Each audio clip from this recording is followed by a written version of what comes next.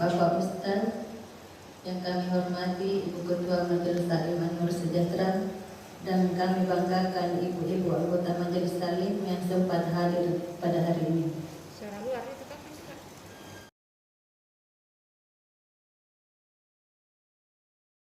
Salatullah salamullah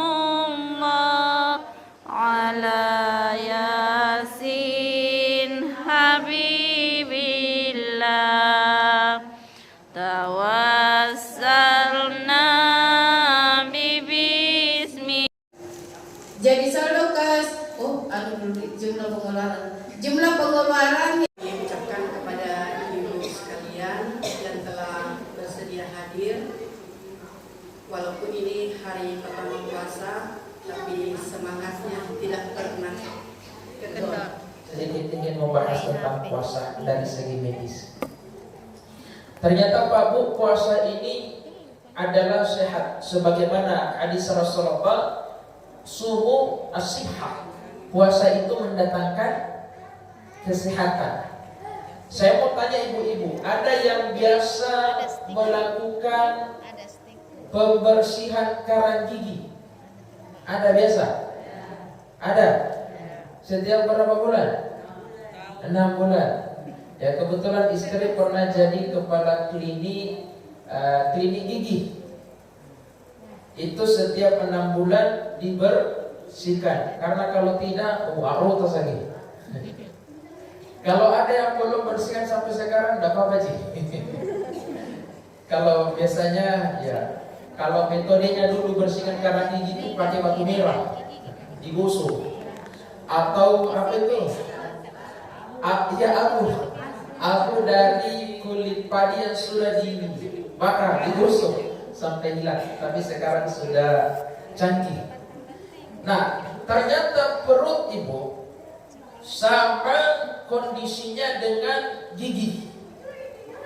Harus dibersihkan karena ada yang menempel kotoran-kotoran di situ.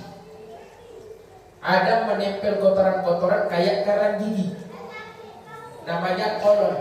Kolon itu selang. Tahu selang, Bu? Selang air. Itu lubang-lubangnya kan lewat di situ air. Biasa diperhatikan, Bu, di selang kalau lama dipakai ada lumut di dalam toh? Ada. Ternyata cara membersihkan lumut atau kotoran itu dengan berpuasa. Apalagi selama 1 bulan. Kenapa? Saat lapar itu akan dikikis oleh tubuh kita secara otomatis. Jadi lumut-lumut kalau diselat, karang-karang itu kalau digigit, sama juga kotoran yang ada di kolon atau usus itu akan dibersihkan selama bulan Ramadan. Maka betapa sehatnya kita ketika berpuasa. Nah, kemudian jemaah sekalian, sedikit masukan yang terjadi kebiasaan di tengah masyarakat. Tapi saya tidak mewajibkan, tidak harus dilakukan.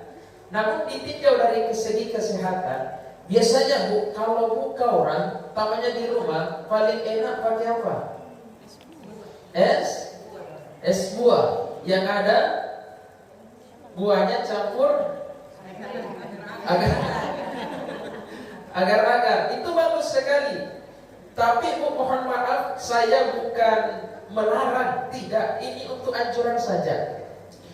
Ternyata kalau misal kita makan buah itu sangat bagus sebagai pembuka untuk pencernaan kita. Kalau saya makan buah dulu, nanti pulang ceramah tarawih baru makan. Kalau saya, tapi dulu waktu masih di kampung ada, pokoknya langsung apa yang ada di depan. Karena memang di kampung itu tidak ada namanya es buah. Pokoknya nasi putih campur ayam, besok pulang tarawih makan lagi, malas dendam. Kalau sekarang saya lebih suka makan buah atau kue-kue dulu, nanti pulang tarawih baru makan nasi. Dan itu sangat baik untuk kesehatan. Nah, yang jadi saran saya Pak Ibu, Ibu, usahakan jangan menggunakan es batu. Jadi bukan es buah namanya, Ustaz. Air buah gitu. Tapi ini saran. Karena memang ada orang kebiasaan nih begitu, susah untuk dia rubah. Itu terserah. Ini bukan makan buah itu sunnah, namun es buahnya dihindari bukan sunnah. Hanya untuk masukkan saja agar kita lebih sehat. Ternyata Bu, kalau kita puasa, itu lambung kita itu banyak sekali cairan lambung namanya. Dan itu lambung panas sekali. Pak, panas, pedis. Maka salah satu penyebab penyakit lambung itu, kembalinya kambuh penyakit, pokoknya persoalan yang menyebabkan lambung itu rusak adalah makanan yang dingin, termasuk es batu. Nah, biasa barangkali Ibu dulu waktu di fisika itu, ya waktu kuliah lah. Kalau SMA itu pernah semua belajar deh fisika. Kalau kita ambil apa ini, gelas, ini biasa dipraktekkan mahasiswa di kampus Politeknik Makassar. Ambil gelas, dimasukkan air panas. Gelas air panas. Kemudian setelah dimasukkan air panas, kasih masuk es batu. Apa yang terjadi? Pecah. Sama juga dengan lambung kita, Bu. Tidak dilarang Jaki kalau misal mau minum es buah, ya nanti jangan pada saat buka. Itu bahaya sekali, rawan sekali. Kenapa? Lagi kosong perut, dimasukkan air es, segar memang tuh, tapi sampai menderita lah. Sebaiknya kalau lagi minum es buah ya pulang sholat tarawih, atau kalau sudah ada yang masuk ke dalam perut.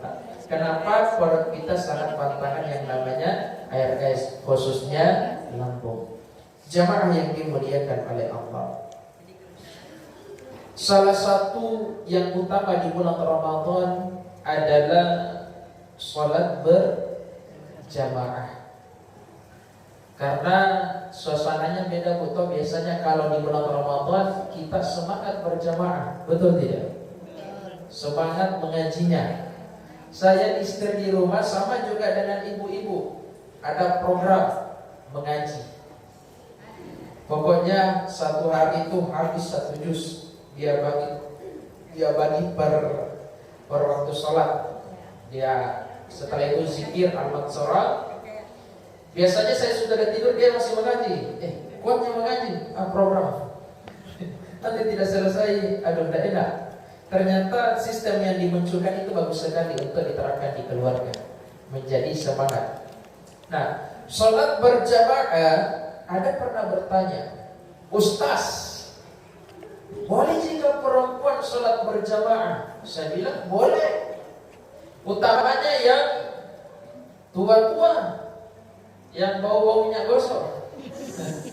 Mohon maaf, Bodi tidak kesinggung. Yang usia senja atau lansia, itu sangat dianjurkan. Dulu ini dalam kitab fikih sunnah yang ditulis oleh Imam An-Nawawi, perempuan yang usia senja, tamanya yang sudah cucu, dianjurkan ke masjid sholat berjamaah. Kenapa dulu dilarang perempuan yang muda sampai yang tua dilarang ke masjid? Karena dulu konteksnya beda. Ini dalam kitab tersebut dijelaskan. Dulu tidak ada lampu, rumah jauh, satu-satunya masjid di Madinah namanya Masjid Nabawi, jahil rumah. Terus masih kurang orang Islam, ditakutkan perempuan kalau tengah malam keluar. Biasanya orang kafir Quraisy yang laki-laki itu, kalau ada perempuan keluar malam kayak ayam jantan di ayam betina, seru. Tapi sekarang kan beda nih konteksnya. Sekarang hampir mayoritas umat Islam rumah dekat, lampu banyak. Jadi itu umur-umur tua ya, kalau mau ke masjid, kau masih bagi sholat berjamaah. Kalau ada anak muda culiki pulang sholat isya, ada anak muda pergosa di Solongan, anak muda buta warna itu, pada tali wali wakama. Nah, jamaah yang dimuliakan oleh Allah, kenapa mesti di masjid? Karena biasanya Pak Buto, mohon maaf, kalau di rumah ada satu penyakit yang timbul, bahkan juga kepada laki-laki. Apa itu? Suka menunda. Betul tidak? Duhur, sudah tidur siang. Asar, sudah dimasak. Maghrib, mau dimasuk Isya. Isya ya sudah dipilih kan? Aman-aman poe kata cinta, RCTI. Subuh, paliwan itu jam 8 dibalik baska. Pusing malaikat, sholat apa ini? Duha ini subuh ini. Terpaksa malaikat tulis subuh garis miring duha. Dan mohon maaf ibu, utamanya sholat tarawih 2 tahun yang lalu barangkali teringat di ingatan tak sholat di mana di 2 tahun yang lalu tarawih? Di rumah. Siapa imam? Suami tak. Ada pernah ibu-ibu curhat, Ustaz, saya suamiku imam di rumah. Satu dibaca. Apa itu? Kullu. Baru tidak besar suara anak. Ditanya Pak, kenapa anak kecil sekali suara? Anak-anak makmum saya imam saya. Tapi kalau di masjid lebih enak dan lebih semangat. Apalagi kalau di rumah, banyak sekali gangguan. Betul tidak? Anak ada nonton televisi, Antv, Joda Akbar, Utara, Nandini, Nadi, Bobi, Kulfi, Krishna, Siva. Baru nih filmnya Siva, film pada bodoh. Kenapa bikin bodoh? Masa sepeda mengejar helikopter? Ada juga itu polisi itu. Siapa namanya itu? Tahu dia itu. Biasa nonton kayaknya ini. Ladusi. Nah, selain gangguannya anak perempuan, ada juga gangguan anak laki-laki main game. Karena sekarang anak-anak satu mainannya apa itu? HP, game. Beda kita dulu butuh waktu masih bocah. Dende, karet, wayang, baguli, asing-asing, pergi kejar layang-layang, pergi lempar mangganya baju, baru buru. Siapa yang didapat ikan detuk ke balai. Sekarang anak-anak satu mami permainannya HP, Free Fire, PUBG, Mobile Legends, COC, skater. Tahu skater? Untuk dapat big win, mega win, super. Tahu kayak ini? Mohon maaf Budi, mohon maaf saya hanya memberi masukan. Siapa tahu ada suaminya suka main skater, tetapi jangan sampai menimbulkan kegaduhan dalam rumah tangga. Hanya sekedar menyampaikan.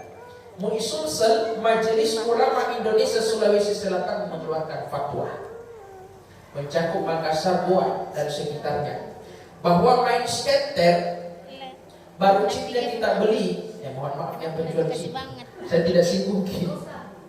Chipnya kita beli baru diputar, banyak didapat kakek merah, bukan kakek biru. Apa chip dia? Alias jackpot, baru hasilnya kita jual. Kibalukani maka jatuh hukum haram, judi, botol, jangan dijual, lebih baik dikasih kan bercanda, jangan dijual, hukumnya haram. Anak perempuan nonton televisi, anak laki-laki main game, kita sholat di rumah besar suaranya. Cikijau, empire, tuh. Kita didengar, liput rumah ini. Berapa rakaat ini? 2 ini 3 ini 4. Sedang tahiyyatul lebih. Ternyata lebih 7 rakaat. Gara-gara apa? Sholat sendiri di rumah. Tapi kalau di masjid jauh lebih khusyuk, jauh lebih tenang. Apalagi kita ada mi'aseta, alhamdulillah. Ada pernah bertanya, Ustaz, kalau perempuan yang muda, yang gadis, ibu-ibu muda, janda-janda muda, bagaimana? Boleh tidak Ustaz? Boleh. Dalam fikih sunnah Imam Nawawi yang ditulis oleh Imam An-Nawawi mengatakan boleh, tapi ada syaratnya minimal 3 dan ketentuannya harus ada pembatas. Kita di sini ada pembatas tinggi, pintunya dari belakang, jangan lewat di sini. Kenapa? Mau lihat Pak Imam Ustaz, gambar aja tidak. Lewat dari belakang. Ada pembatas, tidak dilihat perempuan, terpisah. Dalilnya berjamaah perempuan mana Ustaz? Dalilnya ada dalam kitab Riyadhus Shalihin yang ditulis oleh Imam An-Nawawi jilid 2. Khairus sufufir rijal, sebaik-baik safnya laki-laki di mana? Paling depan. Wa khairus sufufin nisa, dan sebaik-baik safnya perempuan di belakang. Paling belakang. Ini berlaku kalau tidak ada hijab. Tapi kalau ada hijab, tetap yang paling depan, yang terdekat dari imam. Di tengah baru ke pinggir kiri kanan, belakang di tengah baru pinggir ke kanan. Jangan di pinggir, di tengah dulu. Pokoknya belakangnya imam. Karena biasa dalam kuliah langsung dia mulai dari pinggir sekali, kiri ke kanan, tapi di tengah. Dan sunnahnya itu tengah, agak kanan-kanan sedikit. Itu yang dianjurkan. Nah, syaratnya perempuan boleh ke masjid minimal ada 3. Apa itu? Pertama, izin sama suami. Izin sama suami. Pak, pokoknya 1 bulan ini dan kedepannya selama Ramadan dan setelah selesai Ramadan, kalau dicarikan saat sholat dan tidak ada kan, pasti ke masjid kan. Jadi minta izin kan? Kasih izin. Ayo pergi lagi. Kita iya, mau main skater dulu. La ilaha illallah. Wajib panikan datui. Minta izin sama suami. Kalau anak gadis minta izin sama bapak atau kakak. Nah, yang kedua, jaga mulut. Jangan sembarang cerita. Karena kamu cerita baik-baik bagus nih, arisan, silahkan. Oh ya, menunggu arisannya, wajar itu. Tapi kalau menceritakan orang lain, karena perempuan kalau kumpul itu, wah, ini bibir kayak main bawa tua. Agak susah dia jaga. Sini saya kok, itu nenek-nenek dari sampingku tuh. Wih, sakulu nak. Oh kami mati pelari. Dia cerita kawan, tidak boleh seperti itu. Yang ketiga yang dijaga adalah jangan pakai parfum berlebihan yang menyengat. Pokoknya baru 100 meter sudah dicium. Harumnya minta ampun. Tidak apa-apa pakai parfum sewajarnya untuk menghilangkan bau-bau tidak busuk. Kan tidak dinonton kalau ke masjid tidak bau. Oh tidak mandi 1 hari untuk diri sendiri ya. Dan pakai penutup aurat. Kalau ibu-ibu di sini masya Allah panjang-panjang jilbabnya, cantik-cantik warnanya, syar'i, mudah-mudahan sudah lunas. Amin. Dan bagusnya Pak Bu kalau pergi tarwi, kalau misal lebih bagusnya pakai mewah mukenata.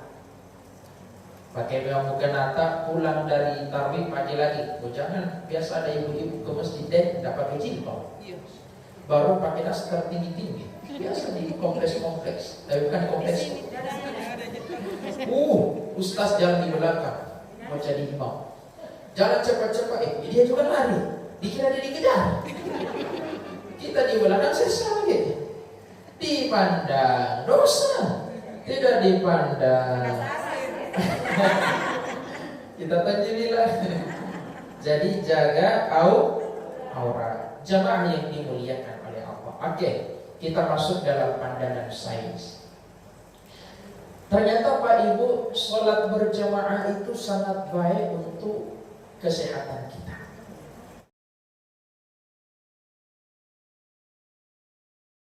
Besar ya, sama hati di tengah.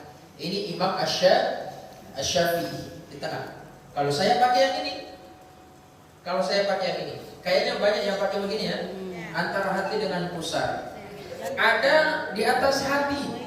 Itu betul Ustaz? Betul. Itu ada dalam sifat salat Nabi yang ditulis Allahumma bihamdik asyhadu an la ilaha illa anta astaghfiruka wa